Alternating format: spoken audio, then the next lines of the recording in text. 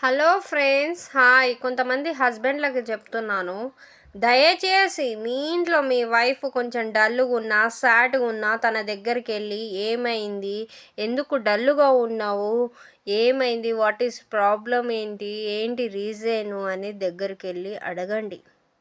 అర్థమైందా? మీ అవసరం బట్టి వాళ్ళ దగ్గరికి వెళ్ళి వాళ్ళతోటి మంచిగా ఉంటే సరిపోదు.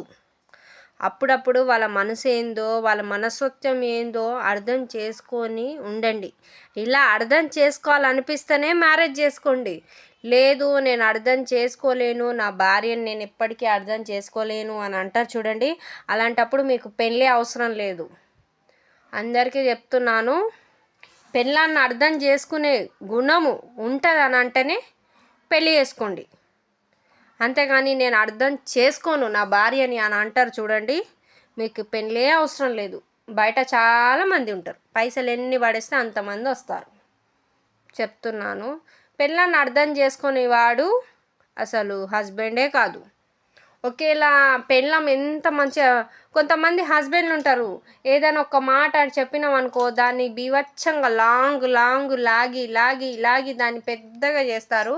అలాంటి కొంతమంది మూర్ఖులకు చెప్తున్నాను, వాళ్ళ ఇంట్లో వాళ్ళని వద్దనుకొని మీ వెంబడి వచ్చినప్పుడు అన్నీ మీరే అనుకొని వచ్చినప్పుడు మీరు కూడా టార్చర్ చేస్తే తను ఎక్కడికి పోతుందో ఏంటో తనకే అర్థం కాదు.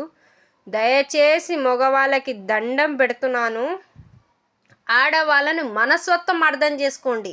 అర్థమైందా? వాళ్ళతో ఎలా మాట్లాడాలి, ఎలా చేసుకోవాలి, వాళ్ళని ఎలా చూసుకుంటే బాగుంటుంది. కొంచెం సాడ్గా కనిపిస్తే ఏమైంది, నా భార్య ఎందుకు సాడ్గా ఉంది, మీరు మంచిగా చూసుకుంటే వాళ్ళు తప్పు దారికి అస్సలు వెళ్ళరు.